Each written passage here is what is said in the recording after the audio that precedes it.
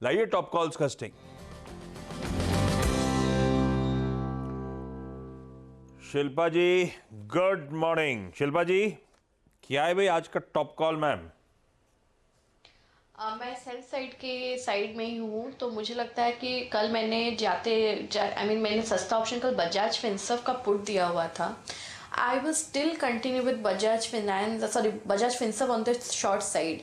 यहाँ पे जब तक स्टॉक 1610 के ऊपर नहीं जाता है तब तक इसमें कोई अपसाइड नहीं है।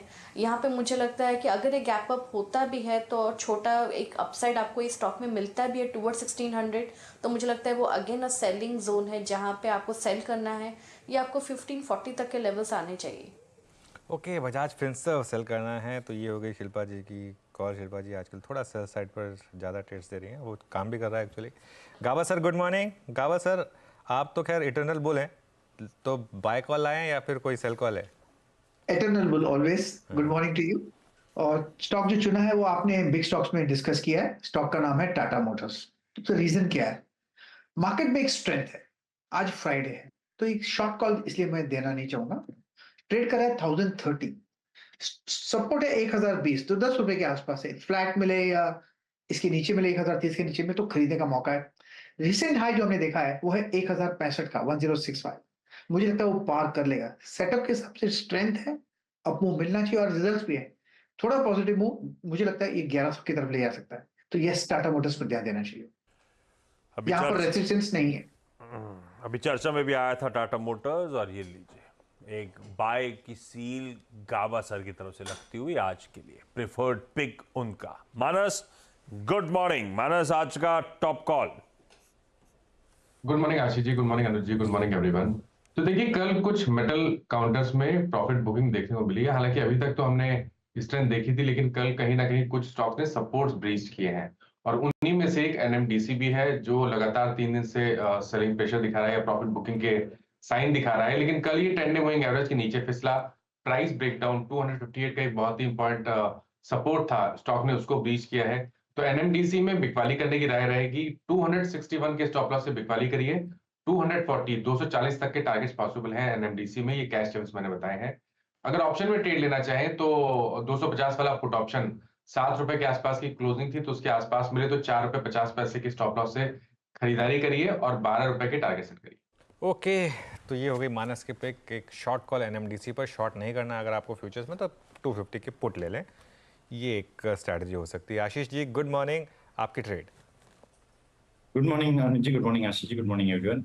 अनुज जी, मेरी आज की ट्रेड रहेगी बैंक ऑफ बड़ौदा में खरीदारी की सलाह रहेगी। कल जहां हमने देखा बैंक निफ्टी में 1.25% की गिरावट थी, bank of Baroda almost flat close देने में सफल रहा, और जिस हिसाब से नंबर से पहले आज इसके नंबर्स आने हैं उस हिसाब से ये 20 डेमा के आसपास में कंसोलिडेट कर रहा है। मुझे लग रहा है ये अच्छा एक जोन है, यहाँ से एक तेजी की जा सकती है बैंक ऑफ बड़ौदा में। 258 का एक स्टॉप लॉस लगाना है, 268 का पहला टारगेट और 272 के सेकंड टारगेट के लिए इसमें खरीदारी की जा सकती है। इसे कॉल के थ्रू भी ट्रेड किया जा सकता है। 270 का ही कॉल खरीदने की सलाह रहेगी। 9 रुपए के करीब इसकी कल की क्लोजिंग थी। 6 रुपए का स्टॉप लॉस लगाना है। 12 और 15 रुपए तक के टारगेट के लिए 270 की कॉल भी खरीदी जा सकती है। ओके, अपने नतीजों से पहले बीओबी बहेती साहब को आ रहा है पसंद। सातपुते साहब गुड मॉर्निंग, आज का top call sir. Good morning and good morning everyone. Ashish ji, देखिए नजर है इंडसइंड बैंक पे। कल अगर आप इंडसइंड बैंक का चार्ट देखें डेली, तो एक सीरियस ब्रेकडाउन हुआ। एक बड़ी रेंज है, ट्रेडिंग रेंज, उसका ब्रेकडाउन। और ये जो ट्रेडिंग रेंज की जो मैं बात कर रहा हूँ, उसका जो मल्टीपल सपोर्ट था, मल्टीपल हम बॉटम फॉर्मेशन जो बात करते हैं, वो करीबन 1440 का था।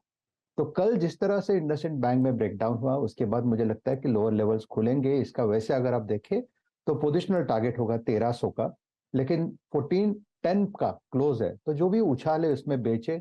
1440 का स्टॉप लॉस रखे। इसका इंट्राडे का स्विंग का टारगेट होना चाहिए 1340 का। 1340 1350 ये पहला पड़ा होगा, फिर 1300 तक गिरेगा। So it's a sell in IndusInd bank. Okay, sell in IndusInd bank. चलिए अब प्रशांत जी के पास चलते हैं। Prashant ji good morning, buy या सेल? जी Anuj ji, Ashish ji, good morning to the panel और सभी दर्शकों को नमस्कार। तो बाय साइड पे एक ट्रेड होगा। अगर हम कल डिक्सन की क्लोजिंग देखें, वो थी करीबन 8270 के आसपास। तो जस्ट एक छोटी कंडीशन 8285, हार्डली 15 पॉइंट ऊपर खरीदारी की सलाह होगी। स्टॉप लॉस रखेंगे 8195, 8200 के नीचे 8195, ये होगा करीबन 1% रिस्क। यहाँ से जो टारगेट में दिख रहा हूँ वो होगा 8500, 8500 का। डिक्सन टेक्नोलॉजीज, ये है सावंत साहब का आज का प्रिफर्ड आइडिया। सारे आज स्पेसिफिक ट्रेड्स आ गए अपने पास।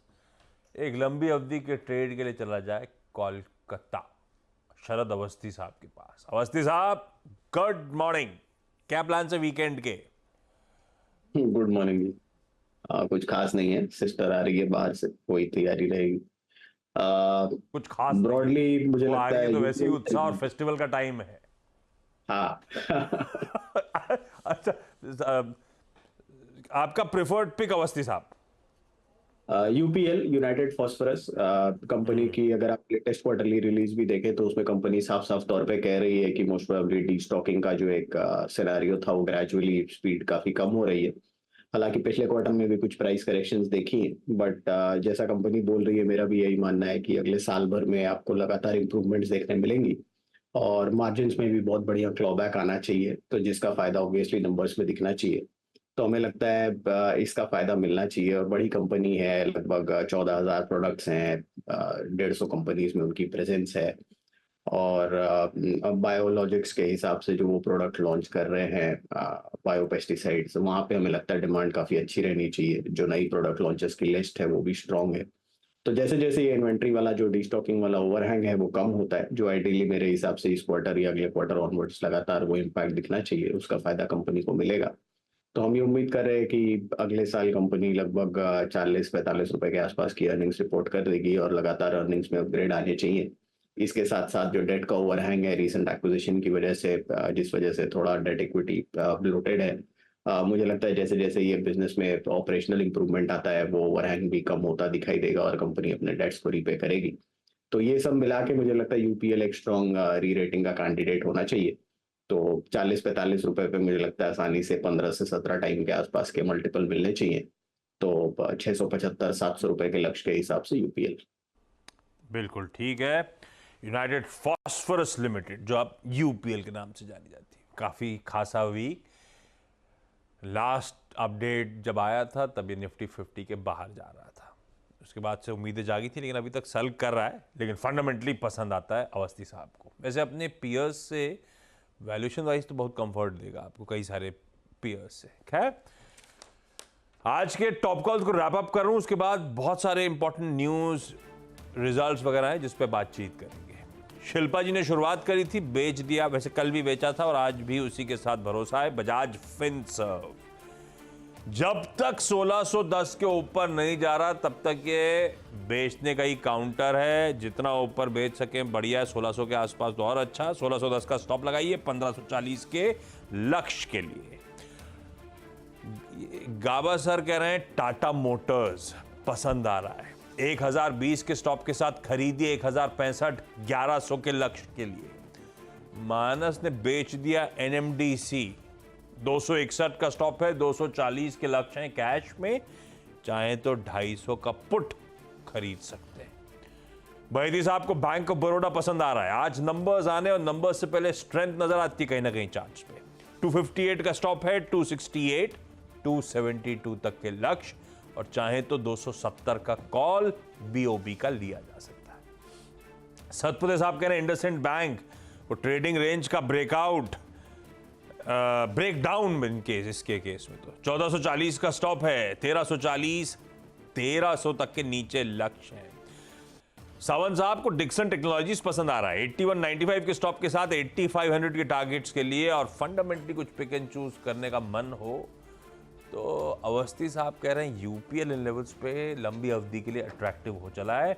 675, 700 तक के फंडामेंटल टारगेट्स।